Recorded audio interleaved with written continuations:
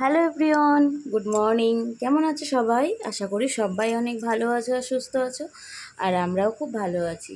তো এখন বাজে সকাল ওই 7টার মতো, আর আমি এখন ঘুম থেকে উঠে গেছি। আমার সোনামা এখনও ঘুম থেকে ওঠেনি। আমি এই জাস্ট ঘুম থেকে উঠলাম, উঠে দেখি আমার বরের বাজার টাজার করা সব কমপ্লিট হয়ে গেছে। মানে আমার বর কত সকালে উঠেছে ভাবো। তো ও বাজার টাজার করে নিয়ে চলে এসছে, তারপর আমাকে ডাকছে। আমি উঠেছি, এই যে দেখো বাজার করে নিয়ে এসেছে। তো বললো আমাকে বাজারগুলো গুছিয়ে রাখতে। তো দেখো আমার ঘুম চোখে, আমার এখনও ঘুম ঠিকঠাক করে ভাঙেনি। তো আমি বাজারগুলো গোছাতে বসে গেছি। আসলে আমাদের একসাথে এত বাজার করা হয় না, কারণ কি তোমাদের দাদাভাই বাড়ি থাকে না, আর বাড়ির সামনে যে বাজার আসে সেখান থেকে আমাদের যখন যা লাগে টুকটাক একটা দুটো করে নেওয়া হয়।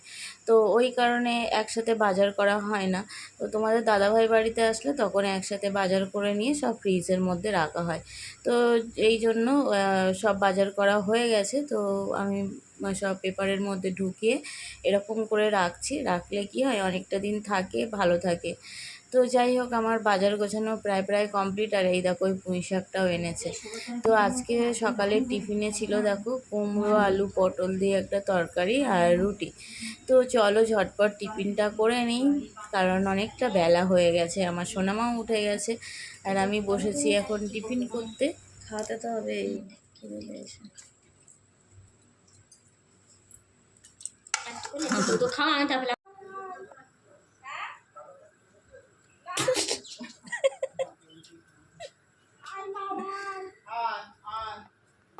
ও জামাচ্ছি মারিয়ে দেবো এখন।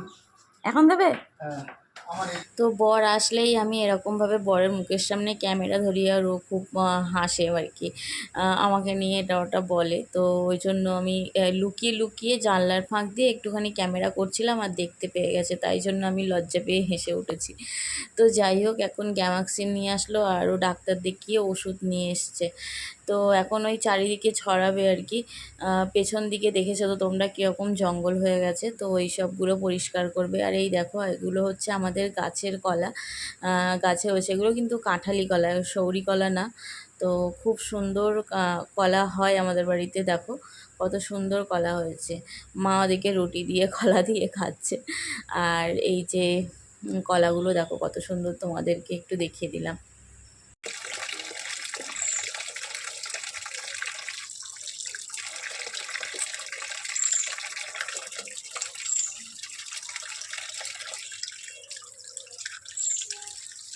এরপর আমি এসেছি হচ্ছে মাছ ধুতে। তোমাদের দাদাভাই বাজার থেকে মাছও কিনে এনেছে, ওই যে তোমাদের সবজি বাজারগুলো দেখিয়ে দিলাম। আর মাছও কিনে এনেছে তিন তিন রকমের। তো এত মাছ তো একদিনে খাওয়া সম্ভব নয়, একদিনে খাওয়ার জন্য কেনা হয়নি। তো তোমাদের দাদাভাই বললো পরিষ্কার করে নিয়ে ফ্রিজে ঢুকিয়ে রাখতে, ওই জন্য আমি একটুখানি ধুয়ে নিচ্ছি। কলতলায় চলে এসেছি, এখন বাজে প্রায় কত বলো তো, 11:30 মতো। টাইমের জলও চলে এসেছে। তো এখানে রয়েছে রুই মাছ, আর রয়েছে হচ্ছে গাংমৌরালা, আর রয়েছে চিংড়ি মাছ। তো চিংড়ি মাছগুলো আজকে রান্না হবে। আর তোমাদের দাদাভাই দেখো আমার সোনামাকে নিয়ে ঘুরছে এদিক ওদিক। আর তো আমি ভাবলাম যে চলো এই মাছগুলো সব ধুয়ে রেখে দিই। আর গাংমৌরালা মাছ অনেকটা মাছ, তো এখন এই ছোটো ছোটো মাছ কাটতে গেলে অনেকটা লেট হয়ে যাবে, ওই জন্য সব আমি ধুয়ে রেখে দিচ্ছি। এখন আমি কাটবো না, পরে সময় পেলে তখন কেটে নেব। তো এই যে দেখো সব ধোয়া হয়ে গেছে। আর চিংড়ি মাছটা যেহেতু আজকে রান্না হবে, ওই জন্য চিংড়ি মাছটা আমি এখন ছাড়িয়ে নিচ্ছি। তাড়াতাড়ি করে মাছ টাছগুলো সব ছাড়িয়ে নিচ্ছি, কারণ এবার যাব স্নান করতে। আর অনেক কাছাকাছি রয়েছে, এগুলো কাচতে হবে, স্নান করতে হবে। এগুলো ছাড়িয়ে দিয়ে মায়ের কাছে দিয়ে যাব, মা রান্নাবান্না করবে, আর আমার কোনো কাজ নেই। তো মানে রান্নাবান্নার কাজ নেই আর কি। তো যাই হোক, ভিডিওটা আমি এ পর্যন্তই কমপ্লিট করব, কারণ এটুকুই ভিডিও করেছিলাম আর কি। তো আজকের ভিডিওটা কেমন লাগলো অবশ্যই কমেন্ট করে জানিও। তো আজকের মতো টাটা, তোমরা সবাই খুব ভালো থেকো, সুস্থ থেকো।